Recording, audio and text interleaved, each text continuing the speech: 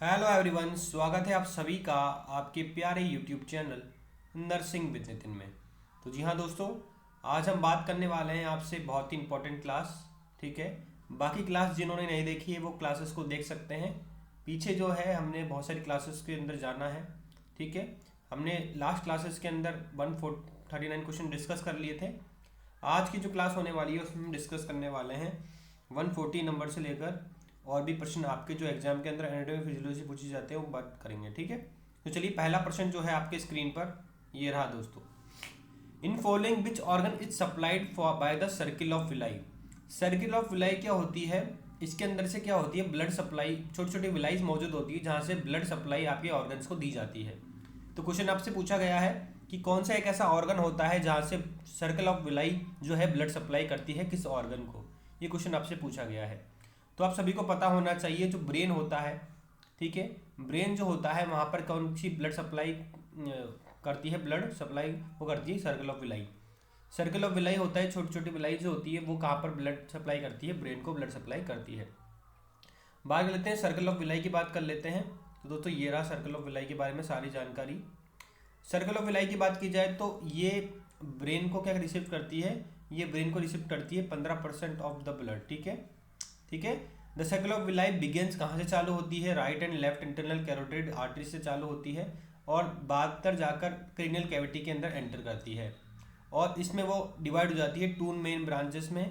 एक होती है एंटेरियर सेरेब्रल आर्टरी और दूसरी होती है मिडिल सेरेब्रल आर्टरी। जो सर्कल ऑफ विलाई होती है वो बनी होती है मिलकर कम्युनिकेशन आर्टरी से कम्युनिकेशन करती है जो कि ब्रेन को क्या करती है? ब्लड सप्लाई करती है। अब बहुत सी आर्टरी होती है इसके अंदर, जैसे कि बात की जाए internal carotid artery, anterior cerebral artery, anterior communicant artery, posterior communicant artery, posterior cerebral artery, middle cerebral artery और बेसिलर आर्टरी। ये सर्कल ऑफ विलाई से ब्लड सप्लाई करती है, ब्रांचेस होती है बेसिकली आपकी। अब बात करते हैं नेक्स्ट क्वेश्चन की। Which is the largest when in the body. Body की सबसे लार्जेस्ट वेन कौन सी होती है दोस्तों? तो आप सभी को पता होना चाहिए कि इंफीरियर वेना केवा जो है IVC, इंफीरियर वेना केवा जो होती है सबसे लार्जेस्ट ब्रांच रहती है किसकी?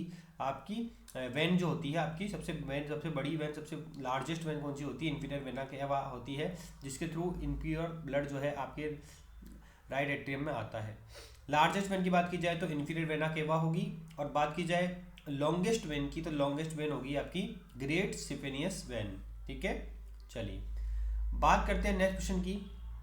The blood vessel which link the artery and vein are. एक ऐसी ब्लड वेसल जो कि आपकी आर्टरी को और वेन को आपस में जोड़ेगी, वो कौन सी होती है? तो आप सभी को पता होना चाहिए कि जो आपकी वो होती है, ये क्वेश्चन है 142 क्वेश्चन का आंसर है दोस्तों। जो आपकी कैपिलरीज होती है, ये छोटी छोटी कैपिलरीज होती है जिनके अंदर ब्लड मौजूद होता है और ये जो है आपकी लिंक करती है किसको? आर्टरी और वेन को। आर्टरी का ब्लड और वेन का ब्लड जो है आपस में मिक्स कहाँ पर जाकर होता है? कैपिलरीज में जाकर होता है। चलिए अब बात करते हैं नेक्स्ट क्वेश्चन की। Bowman's capsule is present in. Bowman capsule जो होता है वो कहाँ पर प्रेजेंट रहता है? ये आपसे पूछा गया है। तो आप सभी को पता है आपका ग्लोमेरुलर फिल्ट्रेशन होता है, जहाँ पर कहाँ पर होता है? किडनी के अंदर ग्लोमेरुलर फिल्ट्रेशन होता है, जहाँ पर किडनी के अंदर ये बोवेन्स कैप्सूल पाई जाती है। चलिए अब बात करते हैं नेक्स्ट क्वेश्चन की। In an adult GFR is about. Adult के अंदर ग्लोमेरुलेशन फिल्ट्रेशन रेट कितना होता है? यानी कि आपके ग्लोमेरुलर से कितना फिल्टर होता है आपका, ठीक है, वो पूछा जा रहा है। तो आप सभी को पता होना चाहिए कि अगर बात करें ग्लोमेरुलर फिल्ट्रेशन रेट की अडल्ट के अंदर तो 125 ये ml है 125 ml प्रति मिनट आपका GFR होता है अडल्ट के अंदर। ठीक है, तो आंसर क्या हो जाएगा? 125 ml प्रति मिनट। चलिए बात करते हैं नेक्स्ट क्वेश्चन की। The substance which is completely reabsorb by CT। CT का मतलब होता है कॉन्वोलेटेड ट्यूब्यूल्स, है ना? कॉन्वोलेटेड ट्यूब्यूल तो होता है CT का मतलब। तो ये पूछा गया है कि कॉन्वोलेटेड ट्यूब्यूल के जरिए सबसे ज़्यादा मात्रा में कम्प्लीटली रीअब्जॉर्ब किस सब्सटेंस का हो जाता है? तो अब सभी को पता है ग्लूकोज जो होता है इसका कम्प्लीटली रीअब्जॉर्ब हो जाता है आपके CT के द्वारा। ग्लूकोज आपके यूरिन के थ्रू नॉर्मल तरीके से बाहर नहीं आता है। तो आंसर क्या हो जाएगा? Glucose is the right answer. चलिए बात करते हैं नेक्स्ट क्वेश्चन की। Sorry. The hormone that increases water reabsorption. कौन सा एक ऐसा हार्मोन होता है जो कि वाटर के रीअब्जॉर्प्शन को बढ़ा देता है?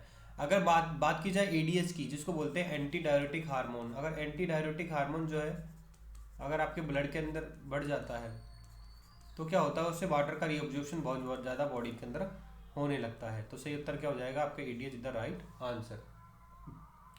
चलिए बात करते हैं नेक्स्ट क्वेश्चन की।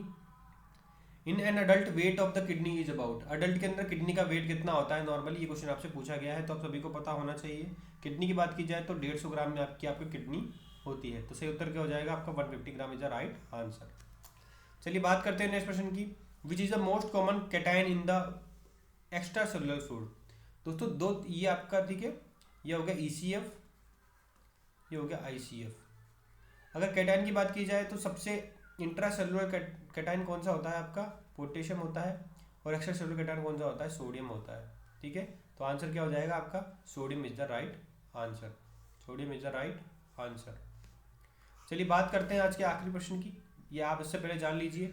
कॉमन कैटायन कौन सा होता है, ईसीएफ सबसे ज़्यादा कॉमन कैटायन कौन सा होता है, सोडियम होता है। कॉमन एनाइन की बात की जाए तो क्लोराइड होता है। और आईसीएफ के अंदर बात की जाए तो पोटेशियम होता है। और एनाइन की बात की जाए तो फॉस्फोरस होता है। ठीक है, चलिए बात करते हैं आज के आखिरी प्रश्न की। In following which organ acts as a reservoir of the urine, यानी कि यूरिन जो होता है वो उसको रिजर्वायर उसको कहा जाता है। रिजर्वायर मतलब होता है जहाँ पर यूरिन जाकर इकट्ठा होता है। ठीक है, तो आप सभी को पता है यूरिनरी ब्लैडर जो होता है वहाँ पर जाकर क्या होता है आपका यूरिन क्या हो जाता है, स्टोर हो जाता है, उसको कहा जाता है रिजर्वायर ऑफ द यूरिन। तो कैसी लगी आपको क्लास, आशा करता हूँ अच्छी लगी होगी। अगर अच्छी लगी होगी तो लाइक जरूर कीजिएगा, चैनल को सब्सक्राइब जरूर कर दीजिएगा और कमेंट बॉक्स में रिप्लाई जरूर कर दीजिएगा वो क्लास कैसी लग रही है। जय हिंद, जय भारत दोस्तों।